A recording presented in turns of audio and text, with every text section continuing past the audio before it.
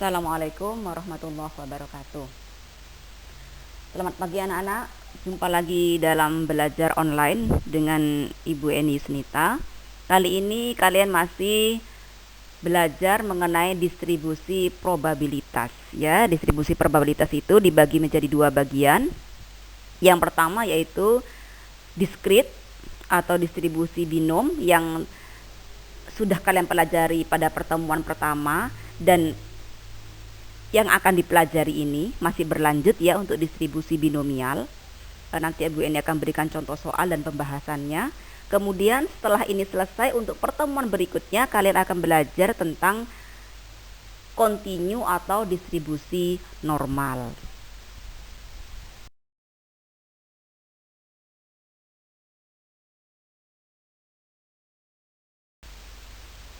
Nah, untuk ciri-ciri distribusi binomial ini ada 4 cirinya ya. Yang pertama, pada masing-masing percobaan hanya mempunyai 2 kemungkinan, yaitu sukses atau gagal, sehat atau sakit, hidup atau mati, gitu ya. Ini salah satu pemisalan saja. Banyak sekali percobaan-percobaan yang mempunyai 2 kemungkinan gitu ya, selain yang tertulis di sini. Ciri berikutnya adalah bahwasannya hasil dari masing-masing percobaan adalah independen atau bebas. Dia tidak terikat antara yang satu dengan yang lain. Ciri yang ketiga adalah probabilitas sukses. Ini Bu Eni simbolkan dengan Q. Ini peluangnya tetap ya antara percobaan yang satu dengan percobaan yang lain, begitu. Ciri yang terakhir alias yang keempat adalah probabilitas gagal. Berarti disimbolkan dengan 1 dikurangi Q. Jadi Bu Eni ulang, kalau sukses itu simbolnya Q, berarti otomatis kalau gagal 1 dikurangi Q. Kenapa kok 1 Bu? Karena 1 adalah kejadian yang pasti terjadi. Ya, kisaran peluang kalau kamu belajar di matematika wajib bersama Bu Soimah, itu kalau misal yang sukses itu Q, berarti yang gagal 1 dikurangi Q. Demikian.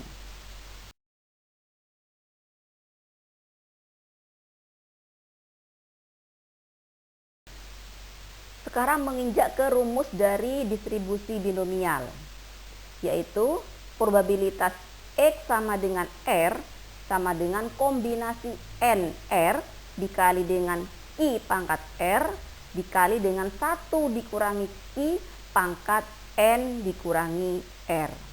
Nah, penjelasannya di bawahnya. N itu adalah jumlah percobaan, R itu adalah jumlah sukses, N dikurangi R itu adalah jumlah gagal, sedangkan Q adalah probabilitas sukses, dan 1 dikurangi Q adalah probabilitas gagal. Nah, kalau kalian masih bingung bagaimana ciri-ciri tadi probabilitas ataupun rumusnya, nah ini ada contoh soal supaya kalian lebih paham lagi mengenai distribusi binomial. Sebuah kotak berisi 12 telur ayam, 5 diantaranya busuk.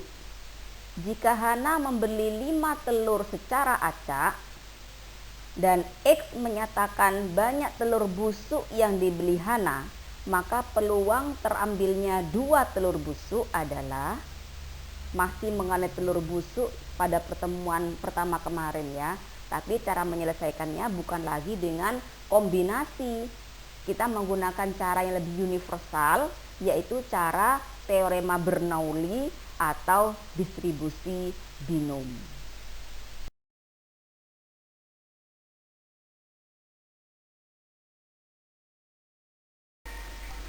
Baik, di sini Bu Eni akan menjelaskan cara menyelesaikan permasalahan telur busuk dengan menggunakan rumus binomial. Perhatikan baik-baik ya. Telur yang akan dibeli oleh Hana itu kan 5, berarti N-nya 5. Sedangkan telur busuk yang diharapkan terambil itu kan 2, berarti R-nya 2. Lanjut. Jadi total telur busuk di keranjang itu kan 12. yang terdiri dari 5 busuk dan 7 bagus. Jadi peluang sukses alias peluang telur busuk yaitu Q adalah 5 telur busuk yang tersedia dari 12 keseluruhan. Desimalnya 0,417. Sedangkan peluang gagal itu kan berarti peluang telurnya bagus, begitu ya. Langsung aja ditulis yang bagus kan 7 dari 12. Boleh begitu atau dengan menggunakan teorema 1 dikurangi Q. Berarti 1 dikurangi 5/12. Angka 1 dijadikan 12/12. Berarti kan 7/12. Desimalnya 0,583. Kalau sudah lengkap komponen-komponennya, kita bawa rumusnya. Oke, simak rumusnya ya. Kemudian R-nya kita ganti dengan 2, N-nya kita ganti dengan 5, Q-nya kita ganti dengan 0,417. Pangkatnya busuk berarti kan 2. Kemudian 1 dikurangi Q hasilnya 0,583.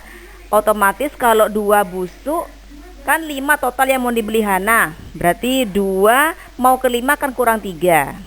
Langsung ditulis 3 boleh atau 5 dikurangi 2 juga boleh. Kemudian kita hitung kombinasi 5, 2 berarti 5 faktorial dibagi dengan 5 dikurangi 2 faktorial dikalikan 2 faktorial.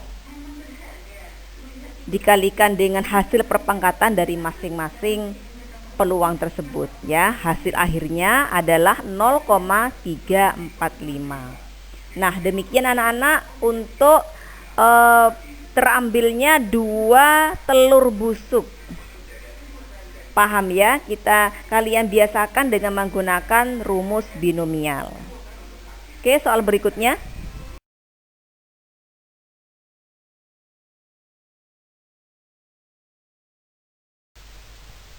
Bagaimana setelah belajar pembahasan mengenai telur busuk? Lebih praktis, lebih efektif dan efisien bukan daripada menggunakan kombinasi. Nah, ini contoh berikutnya, contoh 2, masih menggunakan distribusi binom, yaitu sepasang suami istri merencanakan mempunyai 5 orang anak. Jadi dia mengharapkan 5 ya, 5 anak gitu. Berapa probabilitas untuk mendapatkan 3 orang laki-laki?